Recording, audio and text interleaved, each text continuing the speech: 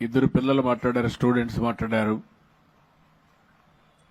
ఇక్కడుండే teachers, parents ఇద్దరు కూడా అర్థం చేసుకోవాల్సిన అవసరం ఉంది.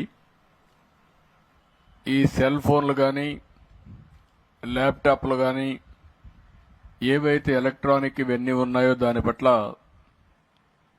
పిల్లలు కూడా జాగ్రత్తగా ఉండాలి. ఈరోజు సైబర్ నేరగాళ్లు చాలామంది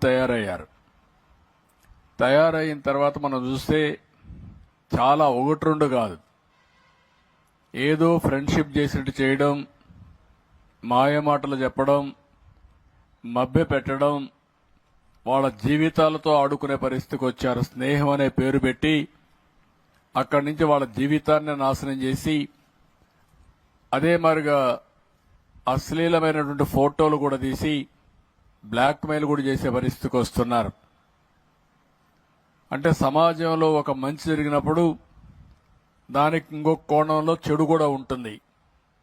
ఒక పక్క టెక్నాలజీ అవసరం, నిన్న కూడా నేను మాట్లాడాను, అది మన జీవితాలకి పెద్ద ఎత్తున మనం ఏదైతే అనుకుంటామో అది సాధించడానికి ఉపయోగపడుతుంది.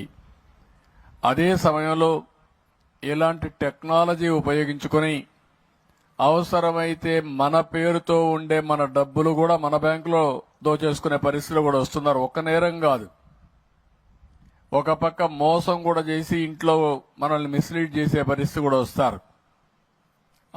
ఇప్పుడు పాప చెప్పింది, కొన్ని విషయాలు చెప్పింది ఆ టీచర్ విద్యార్థి అయితే, ఇలాంటి నేరగాళ్లు చాలా మంది ఉన్నారు.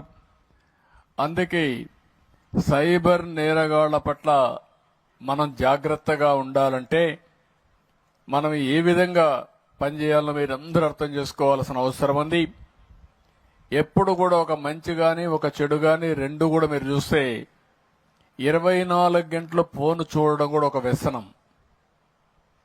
ఓసారి యూట్యూబ్లోకి వెళ్ళిపోతే కొన్ని పోర్న్ ఫిల్మ్స్ కానీ ఇలాంటివి కానీ వెళ్ళిపోతే ఇంకా రాత్రి అంతా కూడా బయట మన రారు, ఆ ఫోన్ చూసుకుంటూనే ఉండిపోతారు.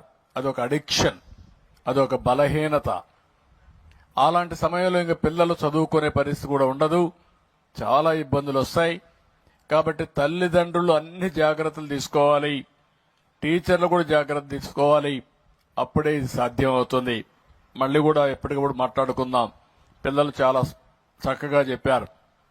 రెండో విషయం చాలా గట్టిగా చెప్పాడు, డ్రగ్స్ వద్దు బ్రో, చాలా క్లియర్ గా చెప్పాడు. మీ దగ్గర కూడా అనిపించాడు. ఇప్పుడు ఈ డ్రగ్స్ అనేది కూడా మీరు ఒక్కసారి గుర్తుపెట్టుకోవాల్సింది, ఇదొక పెద్ద మత్తు, ఇదొక పెద్ద వ్యసనం. ఒకసారి ఆ వ్యసనంలో పడిపోయిన తర్వాత మళ్లీ తిరిగి మామూలు మనిషి కావడం చాలా కష్టం. అలాంటి వ్యక్తికి స్నేహితులు లేదు, తల్లి లేదు, తండ్రి లేదు, చెల్లెలు లేదు, తమ్ముడు లేదు, ఆప్యాయతలు ఉండవు. ఆ వ్యసనంలో పోయిన తర్వాత ఆ వ్యసనమే సర్వనాశనం చేస్తుంది. మనకుండే రిలేషన్షిప్ ని పూర్తిగా విధ్వంసం చేస్తుంది.